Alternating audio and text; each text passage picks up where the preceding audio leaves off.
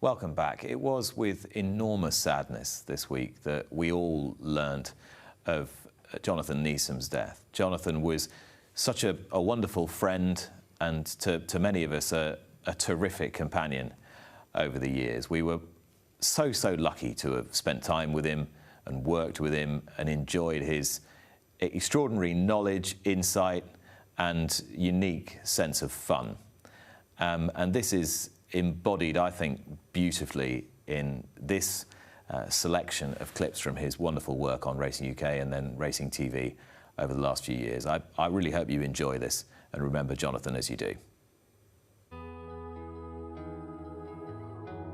So with the Hunter Chase on the immediate horizon, Jonathan Neesom eagle-eyed at the paddock.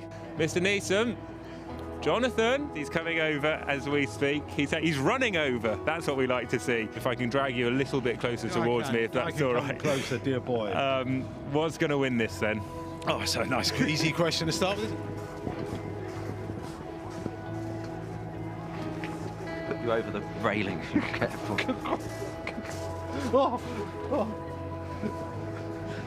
Don't like September. Yeah. Not much, no. So nothing seems to happen very much, does it? You all get excited about 2-year-olds that might win classics next year. Or get stung by what? Right, no, I don't think so. What? Staying behind for Greg James.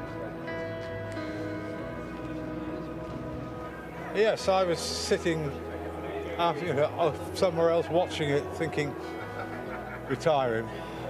And when they came down the hill... You said it out loud as well. When they came down the hill, I was thinking, poor old thing. He's a bit of a star, isn't he? Yeah. Just putting it mildly. Jonathan, now he's got his hat on at this stage, as you can see, and the wind gets up, his hat's gone. But look at the effort to keep hold of the brolly. He's nearly going. He gives up shortly. They take the umbrella down because we were about to take off to the Emerald City. Thank you very much for your company. And you. And have a very happy new year. And the same to you and all our wonderful members. We often say, oh, what a great day it's been. Well, this is very genuine. It has been an absolute... I'm not saying that we're not always genuine, but this is genuine. Been one of the great days. I want to start that again. No, let's just be honest for once. Sometimes you have to kind of force it, don't you? You say so. Okay, but not today. No. Not today. It's been a thoroughly absorbing 2 days here at It Stratford. really has. It really has. It's been fantastic. Oh, good. There you go. Fantastic. There we are. There you go, you see. And Jonathan had to wait for the highlight right until the very end. I think Gerard Mentor is almost a certainty. The one thing that stops him being a certainty is what's between his ears, because what's been between his ears so far has been sort of even when they put the cheek pieces on at Newton Abbot, it was still sort of hey. So I thought she'd come over to keep authorised art company, but it was the other way round, wasn't it? Unlucky. Best performance of the day? Oh, long pressé. Pressé, long pressé. Jonathan has to be concise and punchy. Which are his middle names. Do you know what Lessieres Express is? No, but you're going to tell me. It's a huge ski lift, spectacular ski lift in France. Oh, oui. What did Napoleon said? Don't give me good generals, give me lucky ones. And okay, it wasn't all luck. There's a great deal of ability there as well. But Chantry House certainly had things go his way. Bet of the day for us? That's 66 to 1 shot. I'm noted for being a fearless punter. You are. I was very taken by the each way first 4 that was offered yesterday. What, an 8-runner race? Yeah. What is Sonning doing at 14 to 1? I've absolutely no idea. And I have backed it because I just think it's a ludicrous price. Another 4-year-old getting the weight. Isn't it ironic that a race named after best mate should be won by a horse who's had 18 runs in a season?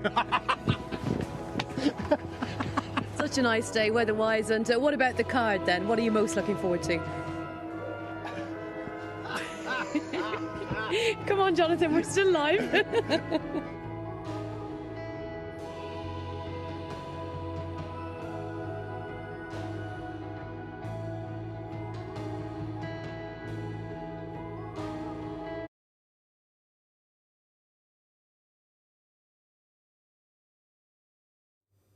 It doesn't seem quite real that we won't be able to work again with Jonathan Neesom, who we lost this week. But when you look back at that, you were reminded, Lydia, of how many times he made us smile and how much joy he got from being with and entertaining so many different people, and everyone so obviously enjoying his company. Yeah, we've really got to thank Josh Stacey, who put this together. Done a brilliant He's done a great job of capturing the essence of Jonathan, I think. His mischievous humour, how he approached every show with positivity and wanting to make it great for the viewer. So much verve that he brought and so much knowledge, that was a given. And then he was able to have some fun with it as well on screen. And I think you see the rapport that he had with so many different presenters across racing TV. He worked with so many of them. He travelled across the country, and you can see the delight in the people that he's talking to's faces to be able to work with him and have that fun, but also know that you could rely on him to have done his work. Meticulous is a word that has been repeatedly used about it, and he was meticulous in his preparation, but also to get to the point, whatever point that needed to be, whether it was an analytical point about the form or whether it was a wider, more serious point. You could rely on him for everything. And I know we were lucky enough to work with Jonathan at Cheltenham and Aintree and Sandown and lots of smart places, but I always had the most fun working with him at the smaller country tracks, because that was where you felt that he really understood the sport. He had a deep affection for all levels of national hunt racing. Definitely. I used to go pointing with him at the weekend. He's introduced me to loads and loads of point-to-point courses, for which I'm very, very grateful. And if we were travelling from London, he would tend to pick me up outside Barons Court Tube. Every time? Yeah, absolutely. Yeah. At the same time. I had to be standing in the same place, obviously.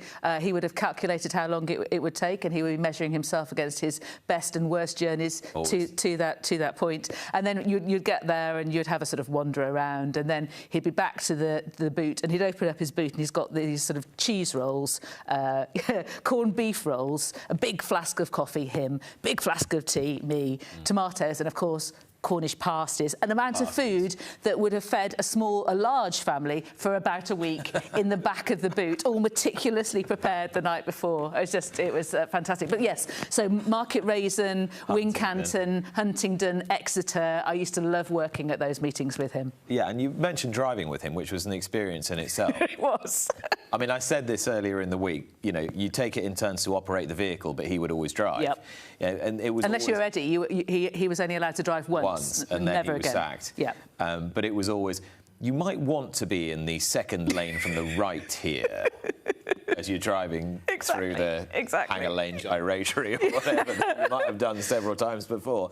And up the A1, it was always, should be at the OK Diner at approximately 11:23, and you'd arrive there bang on 11:23. Don't forget the sex shop as well, obviously. Yeah, well, of course, yeah. Cocktails and pulse. Yeah, one of the important markers of the journey. I was thinking about that when I was starting. And I thought, no, he'd enjoy it. So absolutely. Yeah. And when you went to the point-to-points with him, of course, he was a bit of a celebrity. Yeah, very much so. Yeah, particularly the day after the Grand National. And whilst he was very modest always, he secretly really enjoyed the sort of fandom that he got. Because we used to, on the way back down from Liverpool back to London, we used to stop off at Guilsborough Point usually, and the people who knew him would come up and say how good they thought he was in the previous broadcast, and you could see that he took a great deal of pride in it. And why wouldn't you? Because, I mean, he knew what he was talking about. He was articulate. He had prepared, and he tended to put his finger right on the button. So, why wouldn't you take pride in that? And the thing that has been most noticeable this week, I think, is the outpouring of affection for Jonathan. Obviously, the people who knew him and were close friends with him or worked with him or associated with him, but just members of the public whose only interaction with him was to watch him on television or to read his close-ups, who were racing fans and could feel that he was a racing fan as well, and that he understood their love for the sport, and that he had that joyful approach to it as well. The outpouring of love for him, I think, would have taken him aback, because I know he was comforted in, participants as well have come up to myself and Stuart and you and asked to be, wondered where Jonathan was, asked to be remembered to him, and said that they wished him well, and he was very comforted by those messages, and he valued that, and so that I think the level of outpouring of love, I think, would have taken him aback, and it's absolutely deserved. And I know, again, it is said by people who have had television as part of their career, when they die, it's, oh, they were just the same on screen as they were off it. There was a seamlessness. To the point where if you were working alongside him, I don't know if you ever felt that, you kind of forgot you were doing it. Very much so, yeah. And I remember saying to him on more than one occasion, particularly kind of deep into a Sunday afternoon at Raisin, where you thought, well, the kind of pressure's off, I said, you will get me sacked. You will get me sacked. Well, you were playing a game of chicken with each other, essentially. Always. I used to like asking a really sort of thorny question and just sort of lobbing it in and seeing how Jonathan would react. And at first, there would be a sort of delighted gleam and a laugh, and then he would get on with it. His brushes with, celebrity's the wrong word, but his brushes with people in public life did actually reach its kind of apogee on a train, didn't it? Are you referring to my photo of him and Michael Gove? I've never seen that. Yeah, well, this is genius. We're on our way to Exeter for we always did the Friday before Christmas for Exeter, and the point of it was we'd get these tickets. Jonathan would be hovering over, and we would go first class, hovering over the first class tickets. Again, this is his meticulous approach. The instant that those tickets came out, Jonathan would have been on it and getting the cheapest possible tickets. So you'd be going to Exeter first class for £2.50. Exactly. Exactly. So Jonathan had sorted all of that logistics out, and we got on the train, and Michael Gove got on, and so this is 2017, and he immediately, as you can see there, fell asleep, and he had two lackeys in standard, and who came in and out during the course of the journey, and so I obviously delightedly took this photo of Jonathan with Michael Gove. But the whole point is, so we'd work. Well, Jonathan would already have done his work. I would be finishing my work on the train. We'd get to Exeter, the bus.